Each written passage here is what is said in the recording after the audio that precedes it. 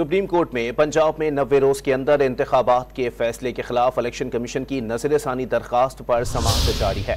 Election commission ने तैयारी के लिए मजीद एक हफ्ते की मोहलत तलब कर ली। मजीद जानते हैं डॉन न्यूज़ के नुमाइंदे ताहिर नसीर से। जी ताहिर, अपडेट कीजिएगा।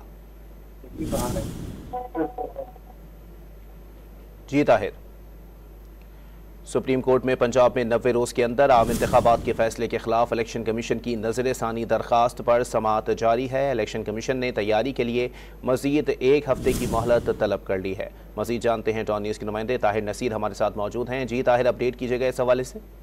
जी देखिए, सुप्रीम कोर्ट में पंजाब में 90 रोज में इंतखाबात के हवाले से जो फैसला था उसकी नज़रसानी दरखास्त पर समाअत चीफ जस्टिस उमर अता बंदयाल की सरबराही में 3 रुकनी बेंच कर रहा है। इलेक्शन कमीशन ने अदालती फैसले के खिलाफ नजरसानी की दरखास्त दायर की थी। दौरान समाअत वकील इलेक्शन कमीशन ने मौक़िफ़ अपनाया कि इलेक्शन एक्ट में तरमीम हो चुकी है। तरमीम के बाद अब इलेक्शन कमीशन इंतखाबात की तारीख दे सकता है। इलेक्शन कमीशन ने तैयारी के लिए मजीद एक हफ्ते की मोहलत तलब की है और वकील इलेक्शन कमीशन ने इस्तदा की है कि तैयारी के लिए एक हफ्ते की मोहलत दी है। चीफ जस्टिस ने रिमार्क दिए कि आप अपना मौक़िफ़ बताएं, हम भी केस का जायजा लेंगे। जिस पर इलेक्शन कमीशन के वकील ने यह मौक़िफ़ अपनाया कि मैंने केस में इजाफी ग्राउंड्स तैयार किए हैं। सबसे अहम सवाल इलेक्शन की तारीख देने के इख्तियार का था।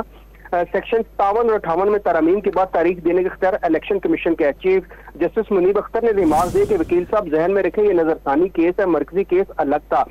वकील ने यह भी मौक़िफ़ अपनाया कि 2 हफ्ते पहले सुप्रीम कोर्ट का पंजाब इंतखाबात से मुतल्लिक तफसीली फैसला मिला।